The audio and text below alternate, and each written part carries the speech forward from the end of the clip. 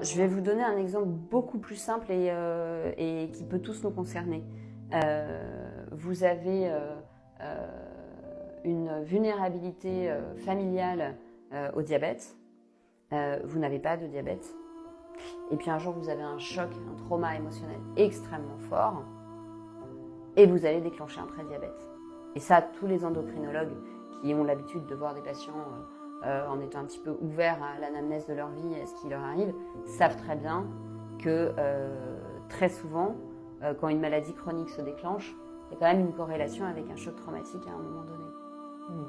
En fait, c'est comme si on avait des cartes du jeu, mais on ne joue pas avec les mêmes cartes au même moment de sa vie. Voilà, et puis à un moment donné, il va y avoir une conjonction explosive, c'est-à-dire qu'avec la carte du gène qui était restée non exprimée, vous allez avoir en plus la carte d'un événement traumatique, plus la carte peut-être à ce moment-là d'une vulnérabilité psychique parce que vous êtes en pleine puberté ou vous venez d'accoucher, donc un état hormonal qui vous rend plus sensible, et bim, vous allez décompenser la maladie à ce moment-là. On décompense aussi souvent la maladie au moment où on a le sentiment d'avoir perdu ses appuis. C'est-à-dire que le corps s'effondre parce que quelque part, le psychisme doit tenir.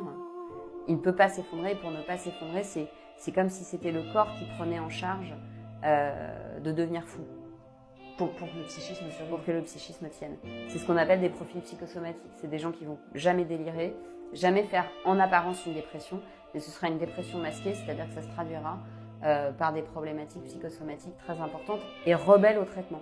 Donc en fait, il faudra, en plus du traitement, vraiment une approche psychothérapique pour décharger le corps de l'émotion qui a été clivée, mise de côté. Et par exemple, dans les MIS-C, les maladies inflammatoires chroniques intestinales, on retrouve quand même, en général, chez la personne, des traumatismes enfouis de très longue date. Est-ce qu'il y a des typologies de traumatisme par rapport à ça ou peu importe? Ces maladies inflammatoires Non, alors ce qu'on observe, c'est que par exemple, dans les maladies comme la polyarthrite rhumatoïde, il y a beaucoup de colère refoulée. Dans la sclérose en plaques, il y a en général beaucoup de peur et de culpabilité.